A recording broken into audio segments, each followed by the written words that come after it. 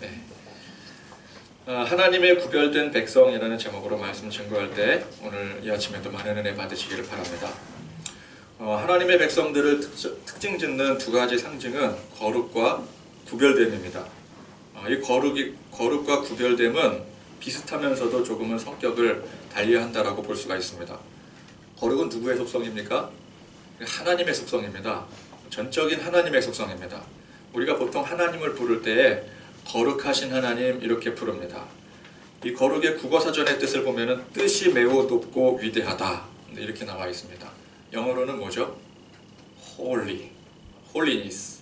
완전하시고 가장 높으시고 가장 위대하신 속성이 바로 거룩이라는 것입니다. 그래서 이 거룩이라는 말은 오직 하나님에게만 해당되는 단어입니다. 하나님 외에 완전한 존재가 없고 높은 존재가 없고 위대한 존재가 없기 때문에 그렇습니다. 그런데 오직 하나님께만 허용되는 이 거룩을 하나님께서는 그의 백성에게도 허락을 하셨습니다. 내가 거룩하니 너희도 거룩하라. 우리 인간이 어찌 하나님의 이 고유의 속성을 받을 수 있겠습니까? 우리는 사실 죽었다 깨어나도 완전할 수 없습니다. 완벽할 수가 없어요. 거룩의 근처도 사실은 갈 수가 없는 것입니다.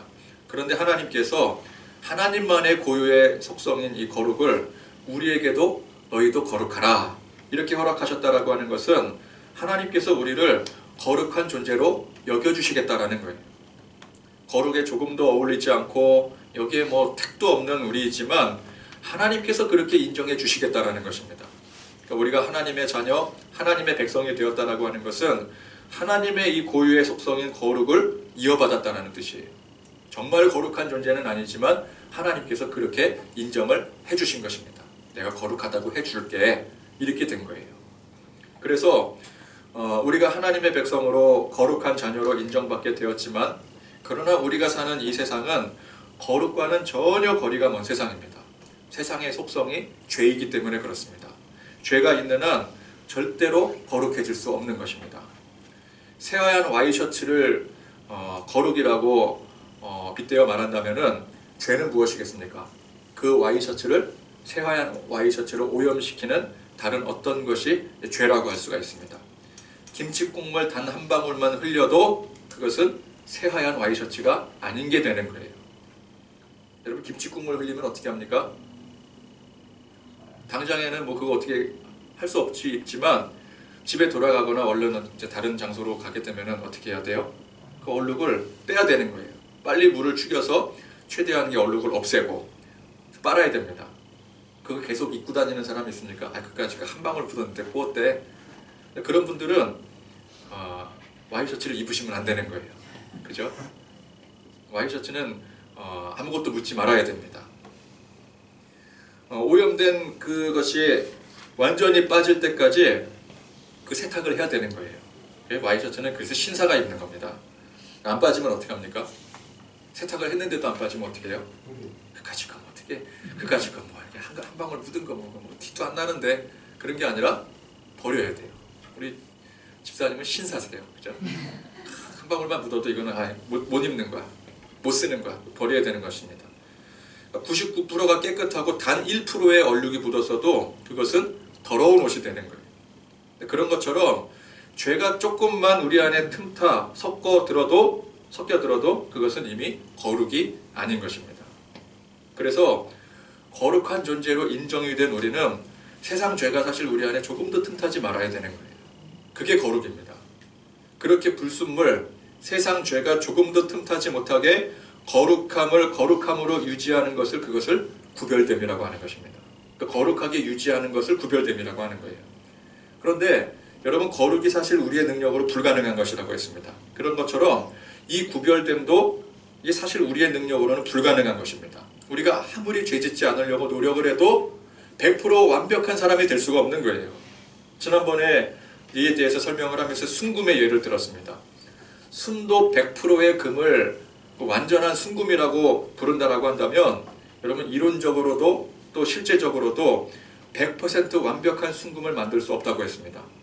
그러니까 순금 자체가 거룩함을 상징한다고 한다면 정제 과정은 구별됨이라고 말할 수 있겠죠. 그런데 정제 과정에서 순도 100%의 금을 만들 수 없더라는 거예요.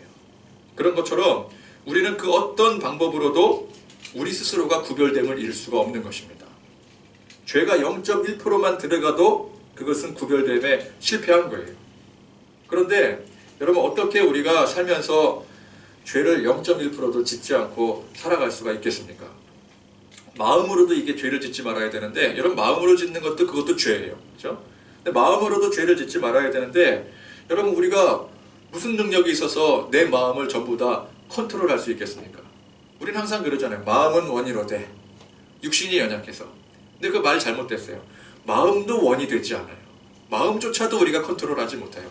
마음도 컨트롤하지 못하는데 어떻게 우리의 육신까지 컨트롤을 할 수가 있겠습니까? 그러니까 우리는 사실은 순금이 될 수가 없어요. 정금이 될 수가 없어요. 거룩함에 이르는 구별됨을 사실 우리의 힘으로 이룰 수가 없는 것입니다.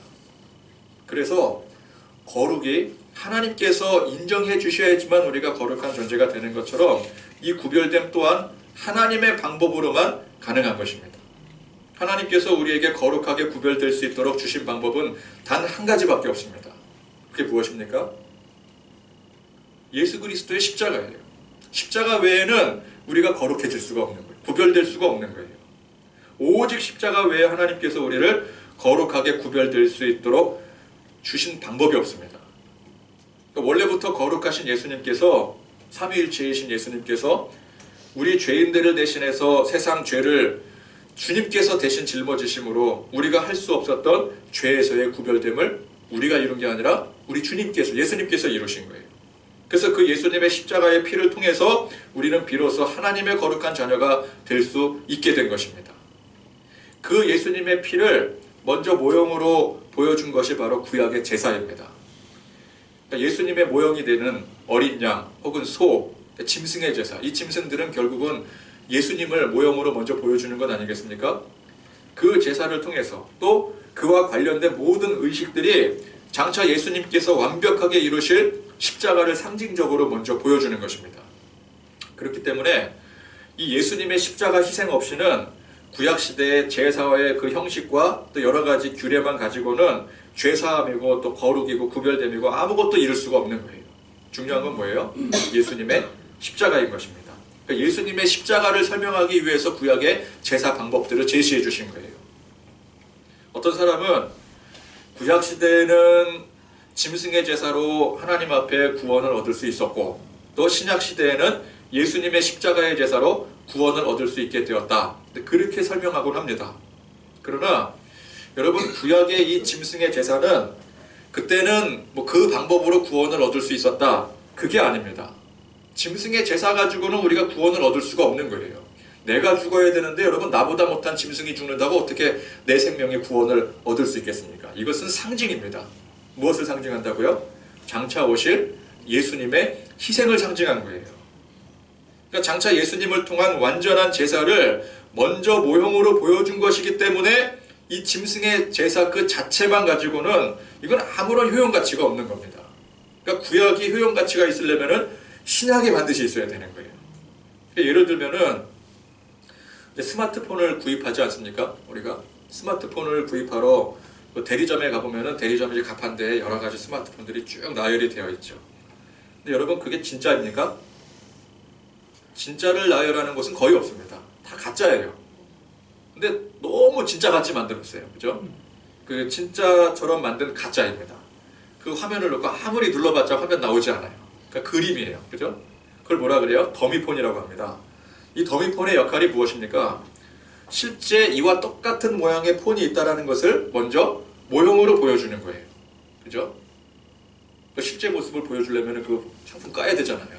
봉인실 뜯어야 되잖아요. 그러니까 더미폰으로 먼저 이런 핸드폰이 있습니다. 그 기능 여기 옆에 이제 딱 소개가 되어져 있고요.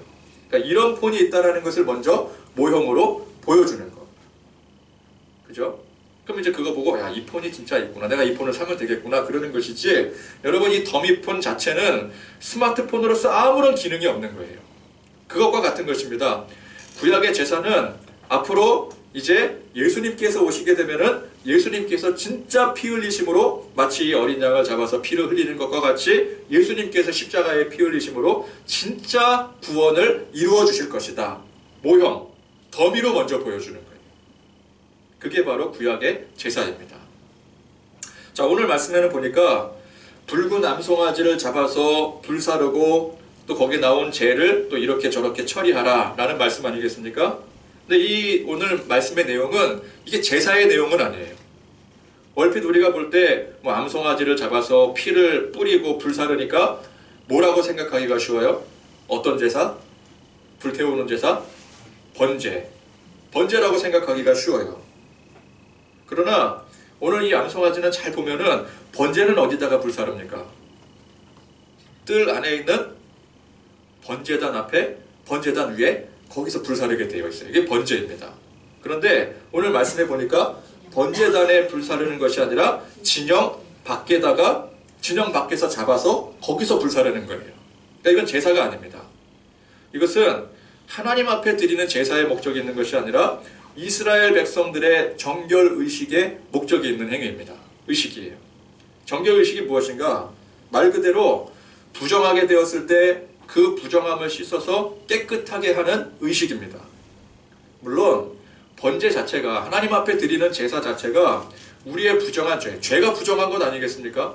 우리의 부정한 죄를 하나님 앞에 완전히 태워서, 번제는 완전히 태우는 거잖아요. 완전히 태워서 그 정결케 한다라는 의미를 가지고 있습니다.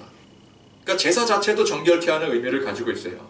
그것이 이 제사가 백성들 전체적인 의미에서, 어떤 영적인 의미에서, 전반적인 의미에서의 정결의식이라고 한다면 오늘 이 의식은 일상생활 속에서의 정결의식과 관계된 것입니다. 일상생활 속에서 직접적인 정결의식이라고 볼 수가 있는 거예요. 그래서 오늘 이 내용을 자세히 살펴보자면은 먼저 보니까 온전하여 흠이 없고 아직 멍에를 매지 아니한 붉은 암송아지를 잡아다가 그 번제를 드릴 때는 수소를 드렸습니다. 그죠? 근데 이제 오늘 여기 보니까 붉은 암송아지를 잡았다고 했어요. 어떤 신체적 결함도 없고 노동을 목적으로 한 일에도 투입되지 않은 완전히 순결한 상태를 의미하는 것입니다. 그러니까 정결의식, 정결 깨끗하게 하는 거잖아요. 깨끗하게 하는 그 의식에 사용되는 만큼 그런 의미를 담고 있는 것입니다. 누구를 상징하는 걸까요? 순결한, 깨끗한, 죄 없는, 티 없는 누구를 상징해요? 예수님을 상징하는 거죠. 그러니까 죄의 영향력에서 완전히 벗어나신 하나님의 완전한 아들이신 예수님을 상징하는 겁니다. 또 붉다는 것은, 붉은 건 뭘 의미하는 걸까요? 피, 그렇죠. 붉은 피를 상징합니다. 피 흘림, 피는 생명을 상징하죠. 그러니까 더러운 죄는 우리의 부정한 것들, 불결한 것들은 피, 곧 생명으로 씻어야 된다. 죄는 생명으로 씻어야 된다. 그런 의미입니다. 그래서 죄의 결과가 죽음인 거예요. 그런데 예수님께서 대신 피 흘리심으로 우리가 살게 된 줄로 믿으시기 바랍니다. 그러므로 이 정결의식도 결국은 무엇을 먼저 모형으로 보여주는 걸까요? 바로 예수님의 십자가를 먼저 모형으로 보여주는 것입니다. 그러니까 제사건 구약의 모든 의식적인 행위들이 다 예수님의 십자가를 모형으로 보여주는 거예요. 자, 그 다음에 보니까 이 송아지를 제사장에게, 누구? 엘르아살에게, 제사장 아닙니까? 제사장에게 끌고 오면은 이제 구약의 모든 거룩에 관련된 의식은 제사장이 대표로 진행을 했습니다. 그러니까 장차 완전한 제사장이신 예수님을 상징하는 것이죠, 이것도. 자, 제사장이 진영 밖으로 끌어내어 죽였습니다. 이 진영 밖이라는 것은 무엇을 의미하는 걸까요? 하나님의 백성들의 공동체의 밖, 즉 부정한 세상을 의미하는 것입니다. 그러니까 하나님 백성의 부정함을 대신해서 죽는 것이기 때문에 부정한 세상을 의미하는 진영 밖에서 죽이는 거예요. 예수님도 어디서 돌아가셨습니까? 성문 밖 골고다 언덕에서 처형당하십니다. 비슷한 거예요. 자, 이때 제사장은 손가락에 피를 찍어 회막 앞을 향해 7번을 뿌리고, 피를 뿌린다라고 하는 것은 이제 죄를 속한다는 의미입니다. 7번은 뭐예요? 7은 히브리 문화권에서의 완전수, 그러니까 완전한 속죄를 의미한다. 이제 그렇게 볼 수가 있죠. 자, 그리고 불사르는데 가죽과 고기와 피와 똥을 불사르게 하고, 이건 뭐예요? 전부 완전히 불사른다. 뭐 그겁니다. 똥까지도. 그죠? 그러니까 부정한 것은 하나도 남김없이 완전히 불태워버린다. 그런 의미를 담고 있는 것입니다. 동시에 제사장은 백향목은 이게 잘 썩지 않고 광택이 나고 향기로운 나무라고 합니다. 그래서 오랫동안 보존이 가능하다고 해요. 그래서 그 당시에 건축 재료로서 건축 재료 중에서 최상급 재료에 속하지 않겠습니까? 이는 생명의 영속성과 가치를 상징한다고 합니다. 그 다음에 우슬초. 이거는 이제 그 우슬초라는 그 풀의 생김새의 의미가 있는 것이죠. 보통 이제 우슬초는 피를 적셔서 뿌리는 데 사용되는 풀입니다. 강아지 풀 같은 거 있잖아요. 풀에 이렇게 털이 많이 난 거. 그런 건 이제 수분을 잘 흡수해서 잘 뿌릴 수 있는 그런 성질을 가지고 있죠. 그 우슬초. 그 다음에 홍색실. 이것은 피를 상징합니다. 이것들을 백향목, 우슬초, 홍색실 함께 같이 이 암송아지, 송아지와 함께 같이 이제 불살랐습니다. 그렇게 정결 의식을 행한 제사장은 자기가 입었던 그 의식을 행하는 동안 입었던 그 옷을 깨끗이 빨고 몸을 씻은 후에 진영에 들어갔으며 저녁 때까지 부정한 것으로 간주했대요. 그러니까 부정한 것을 다 빼는 작업한 그 의식을 행한 제사장도 그 순간만큼은 부정한 것으로 취급이 되어지는 것입니다. 예수님도 십자가에 달려 돌아가실 때 부정한 것으로 취급을 당하셨죠. 세상 모든 죄를 짊어지시고 십자가에 달리시는 그 순간만큼은 하나님도 외면하시는 거예요.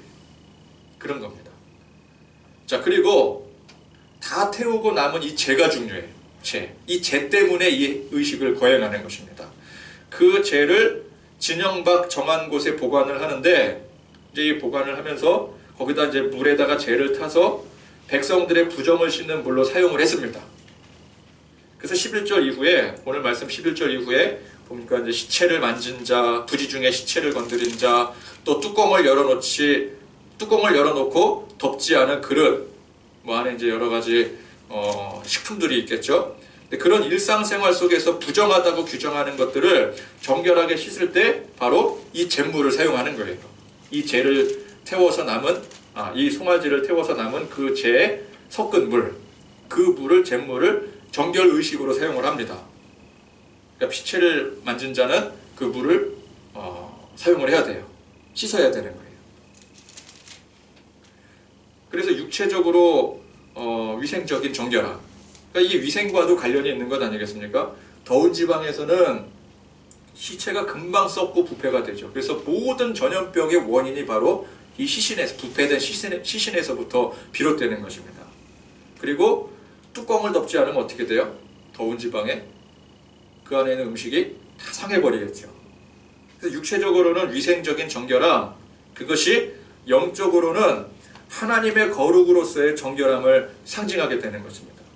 그래서 앞서 제가 말씀드린 것처럼 오늘 이 정결 의식은 일상생활 속에서의 의식이다라고 볼 수가 있는 것입니다. 또 9절에 보면은 죄를 부정을 씻는 물의 용도로 쓸 것을 설명을 하면서 끝부분에 뭐라 그래요? 그것은 속죄제니라 이렇게 말씀하고 있습니다. 그러나 여기서 말하는 이 속죄제는 하나님 앞에 드리는 제사 중에 속죄제가 있지 않습니까? 그 제사의 종류로서의 속죄제가 아닙니다. 이걸 원문에 가깝게 해석을 한다면은 정결 의식을 위한 잿물 이렇게 풀이를 할 수가 있습니다. 근데 이거를 이제 번역을 속죄제라고 해놓으니까 이게 좀 헷갈리는 거예요. 그러니까 오늘 이 말씀은 제사 의식은 아니지 않습니까? 그런데 이거 9절에 보니까 속죄제로 나와 있는데요.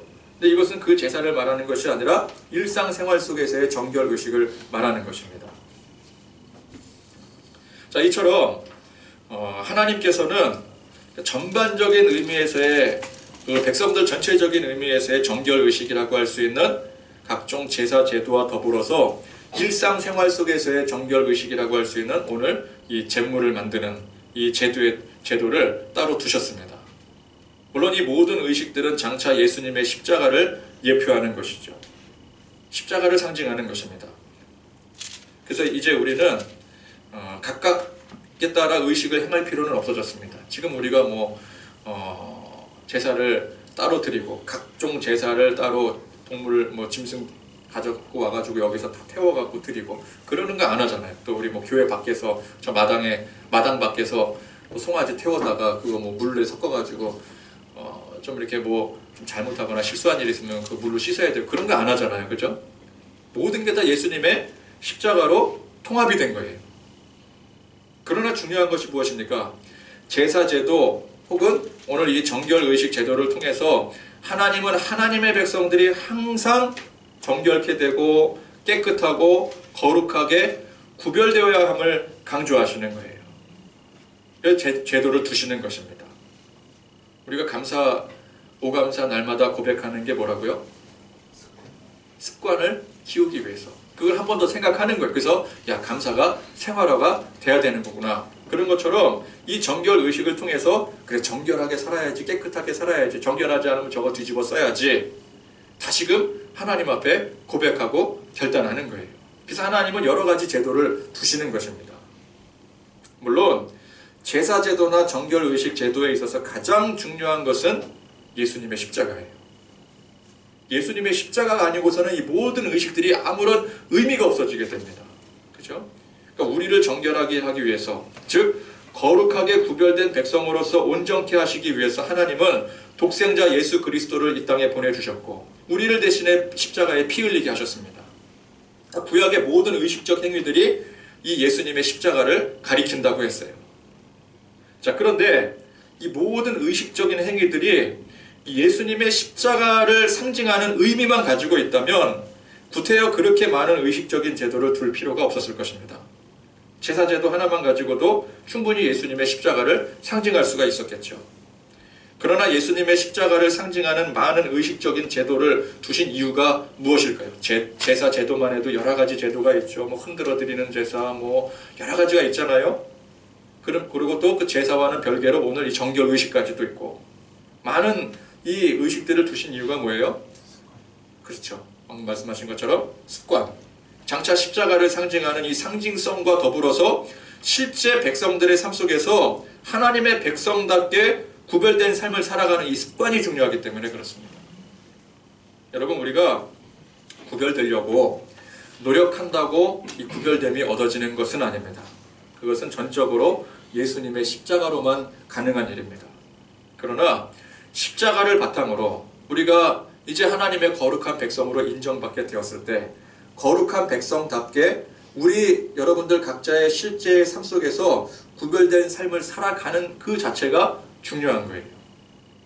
의식적으로 살아가는 그 행위가 중요한 것입니다. 이스라엘 백성들에게 진을 구성하게 하지 않았습니까? 그래서 진 안쪽과 진 바깥쪽을 철저하게 구별시키신 이유가 무엇이겠습니까? 세상 속에 살아가는 하나님의 백성들이 그 세상의 삶 속에서도 철저히 구별된 삶을 살아야 되기 때문입니다. 진 안이라는 것은 뭐예요? 세상을 살아가지만 우리는 하나님의 진, 여호와의 진 안에 구별된 삶을 살아간다. 그걸 의미하는 거예요. 장차 이스라엘이 가나안을 정복하게 될 때 가나안 땅의 그 족속들, 그 거민들은 하나라도 남김없이 진멸하라고 명령하셨습니다. 이게 참 잔인한 명령 아니겠습니까? 싹 다 죽이라는 거예요. 그거는 야만인들이나 하는 일이잖아요. 근데 하나님께서 그 명령을 주신 이유가 뭐예요? 이스라엘 공동체, 하나님의 공동체 안에 세상적인 그 어떤 요소도 허용하지 말라는 이유 때문에 그런 것입니다.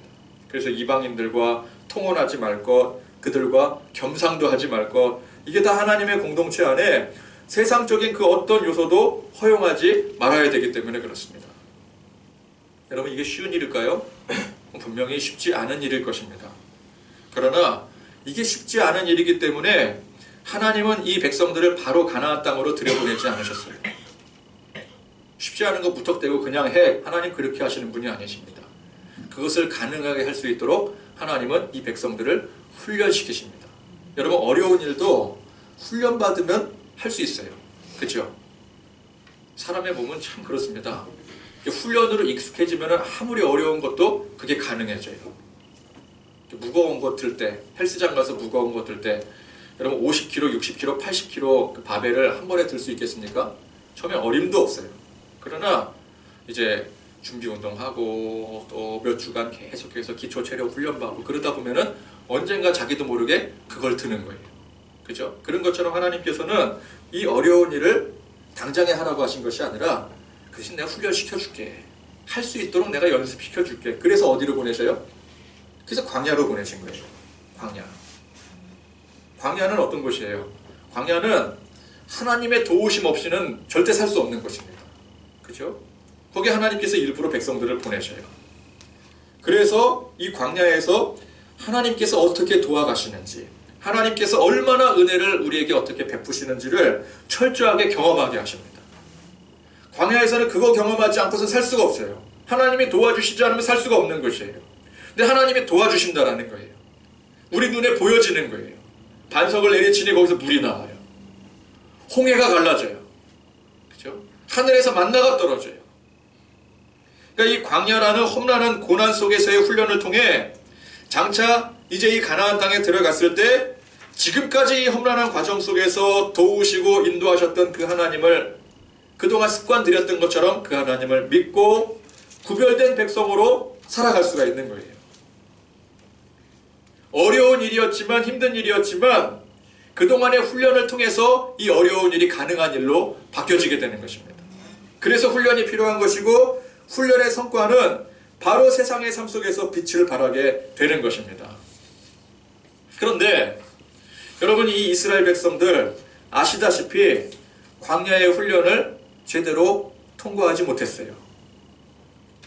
그래서 40년간이나 광야에서 방황하다가 다 죽어버렸습니다. 그리고 2세대들, 광야에서 태어난 2세대들이 가나안 땅에 들어갔어요. 들어갔지만 여러분 사실 이 2세대들도 제대로 훈련받지 못한 거예요. 여러분 훈련은 그렇습니다. 먼저 훈련을 받은 사람이 선례를 제대로 남겨야 돼요. 그러니까 1세대들이 훈련을 잘 받아야 2세대들이 덩달아 훈련을 잘 받을 수 있는 거예요. 근데 여러분 1세대들이 훈련 제대로 못 받았는데 2세대들이 훈련 제대로 받을 수 있겠습니까? 이어지는 거거든요. 가나안 땅에는 들어갔지만 가나안 땅에 들어가서 얼마간은 구별된 백성으로 잘 사는가 싶다가 이게 얼마 지나지 않아서 거룩한 백성으로서의 구별됨에 실패해버리고 만 거예요. 가나안 족속들과 섞이고 또 그렇게 살다가 보니까 우상 숭배하고 하나님을 잊어버리게 되고 그게 어떤 시대예요? 그게 사사기 시대입니다. 자, 누구 책임이에요? 이거는 전적으로 실패한 백성들의 책임입니다. 만약에 하나님이 야, 이 어둡고 혼탁한 세상 가운데 니들 들어가서 거기서 구별된 백성으로 살아. 그리고 당장 가나안 땅으로 보내셨으면 이거 누구 책임이에요? 그건 하나님의 책임이라고 말할 수 있어요. 그러나 하나님은 애초에 이 백성들 거기에 들어가서 아무런 훈련 없이 버텨낼 수가 없기 때문에 내가 따로 훈련시켜 줄게. 그래서 이 광야에서 철저하게 훈련시키셨어요. 그런데도 불구하고 가나안 땅에 들어가서 제멋대로 살고 하나님 믿고 살아간다면 그건 하나님의 책임이 아니라 훈련 제대로 받지 못한 백성들의 책임인 거예요. 선수들 키워내지 않습니까? 선수들 키워내기 위해서 지도자들이 얼마나 애씁니까? 그죠? 열심히 훈련시킵니다. 훈련을 열심히 시켰어요. 그리고 경기에 내보냈어요.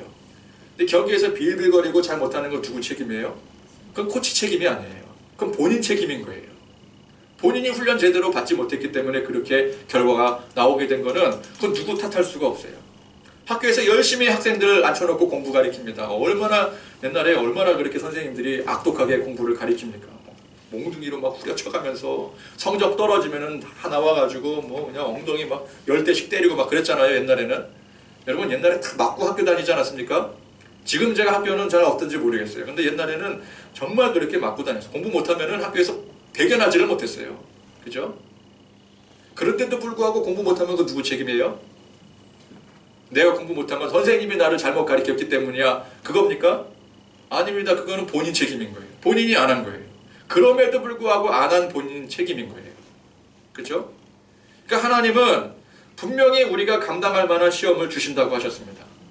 광야의 고난을 보십시오. 잘 보십시오. 이게 광야가 고난은 고난입니다. 그렇죠? 물이 없습니다. 식량이 없습니다. 또 외적이 침입하면 당해낼 재간이 없습니다. 근데 고난은 고난인데 하나님께서 그 가운데 큰 은혜를 베풀어 주심으로 사실상 감당할 만한 고난이 되었어요. 그죠? 가만 보니까 감당할 만한 고난이더라고요.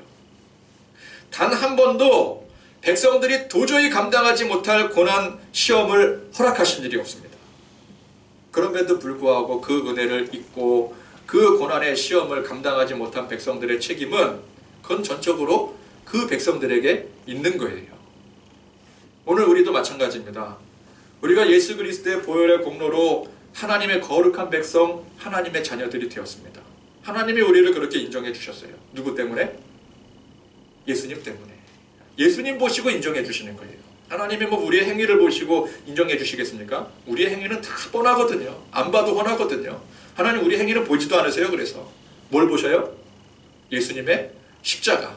그것만 보시는 거예요. 그래서 우리 안에 예수님의 십자가의 흔적이 있는가? 그 십자가 붙들고 있는가? 쉽게 말해 예수님 믿고 있는가? 그 믿음 보시고 하나님께서 너 통과 인정해 주시는 거예요. 그러나 우리는 광야와 같은 세상에 그대로 남겨져 있습니다. 이 세상이 온통 하나님을 알지 못하고 하나님을 외면한 죄투성이에요. 여러분 죄가 다른 게 죄입니까? 하나님을 알지 못하고 하나님을 인정하지 않는 모든 것이 다 죄입니다. 이런 세상 속에서 우리가 할 일이 뭐예요? 거룩한 자녀답게 구별되어 사는 일이 그게 우리가 할 일이라는 거예요. 그것은 앞서 말씀드린 바와 같이 우리의 힘과 능력으로는 불가능한 일이지만 그러나 하나님께서 광야에 이 백성들을 훈련시키시고 도와주셨던 것처럼 하나님 지금도 우리를 도와 구별된 삶을 살 수 있도록 우리를 인도해 주십니다. 누구를 통해서요? 성령님을 통해서. 예수님이 보혜사 성령님 우리에게 보내주셨잖아요. 예수님은 약속하셨으면 그렇게 되는 겁니다. 성령님이 우리 안에 계셔요. 그리고 훈련받는 장소가 있습니다. 어디예요? 교회. 교회 공동체를 주셨잖아요. 그죠? 우리가 열심히 교회 나와서 훈련받지 않습니까? 그러니까 이제 오늘 열심히 또 말씀 훈련받고 또 찬양으로 하나님 앞에 온전히 영광 돌리고 그래서 하나님의 인도하심 가운데 살아가겠다 결단하고 이제 여러분들 각자의 삶 속에서 그 훈련받은 대로 살아가는 거예요. 그렇죠? 그게 구별됨이에요. 그래서 우리는 이 성령님의 도우심을 통해서 우리 여러분들 각자의 일상의 삶 속에서 거룩한 하나님의 자녀들답게 구별된 삶을 살아야 되는 것입니다. 그것이 우리가 이 땅에 남겨져 있는 이유요 몫인 것입니다. 여러분 오늘 이렇게 교회 나오신 것이 세상의 삶 속에 살다가 내가 구별된 하나님의 백성으로서 하나님의 자녀답게 살겠다라는 결단의 그 결과로 나온 것입니다. 그죠? 구별된 거예요. 이 자리에 나온 것 자체가. 그러니까 여러분들은 이미 구별된 삶을 살아가고 계시는 것입니다. 그러나 여러분 또 교회에 나온 것만으로 그게 또 다 끝나는 일입니까? 아닙니다. 교회에 나왔어도 이 시간에 우리는 마음을 또 구별을 해야 돼요. 그렇죠? 우리의 생각을 또 구별을 해야 됩니다. 마음과 생각이 오직 하나님의 은혜 가운데 집중할 수 있도록. 여러분 이 교회에 나와 있는 이 시간조차도 우리 안에 자꾸만 분열되게 만드는 여러 가지 속성들이 우리를 괴롭힙니다. 첫 번째가 졸음, 그죠? 또 다른 생각, 세상 걱정, 근심 여기에 나와 있는데도 불구하고 우리가 막 딴 데 생각이 막 가 있을 수가 있어요. 그런 것까지도 우리는 이 자리에 나와서 구별을 해야 되는 거예요. 그 구별됨입니다. 또 이제 돌아가서 또 여러분들 각자의 세상의 삶 속에서 거기서는 또 더욱더 치열하게 구별됨을 지키며 살아가야 되지 않겠습니까? 그러기 위해서 우리가 여기서 연습 잘 하셔야 되는 거예요. 예배 잘 드리셔야 되는 거예요. 그러니까 우리는 매 순간순간 구별됨을 지키기 위해서 싸워야 됩니다. 수차례 결단해야 되고 또 실행에 옮겨야 됩니다. 그게 싫어도 해야 됩니다. 여러분 우리가 좋은 것만 하고 살다가는 우리 인생 망합니다. 그죠? 그래서 우리는 좀 우리의 몸에 맞지 않더라도 좀 싫더라도 의도적으로라도 내가 구별된 하나님의 백성으로 살기 위해서는 이런 연습이 필요해. 저런 연습이 필요해. 그래서 매일 감사 고백을 일부러 써서 올리기도 하고 그죠? 그것이 바로 오늘 이 말씀을 우리에게 주신 이유인 것입니다. 십자가의 공로로 이미 구별된 하나님의 거룩한 자녀가 되었습니다. 그러나 그것이 전부라면 하나님은 그 십자가 제사의 상징인 구약의 제사제도만 지시하셨으면 되었을 일이에요. 그러나 일상생활 속에서의 이 정결 의식까지도 세밀하게 오늘 이 말씀을 주신 이유는 우리도 우리 삶 속에서 하나님의 거룩한 자녀답게 구별된 삶을 살아야 될 책임과 역할이 분명히 있기 때문인 것입니다. 그래서 우리가 우리의 구별됨을 위해서 매번 결단하고 실행하고 그래야 되는 것은 그게 바로 우리 각자의 지분이기 때문에 그래요. 하나님 우리 각자에게 지분을 주셨습니다. 여러분 그 지분에 따라서 구별됨을 이루며 살아가실 수 있기를 간절히 소망합니다. 물론 내 능력으로만은 불가능한 일이죠. 그렇기 때문에 우리 안에 계신 성령님 의지하여, 그래서 우리가 하나님께서 내게 주시는 대로 은혜 충분히 받고, 또 교회에서 연습하고 훈련받고, 또 우리 삶 속에서도 마찬가지 아니겠습니까? 말씀으로 훈련하고 기도함으로 훈련하고, 그래서 여러분들 각자의 삶 속에서 구별됨을 이루며 살아가시는 그런 저와 여러분들이 되기를 간절히 소망합니다. 그것이 우리의 진정한 목적이 되고 성령의 도우심을 의지해 성령의 인도하심으로 살아가는 그런 하나님의 복된 백성들 되기를 소망합니다.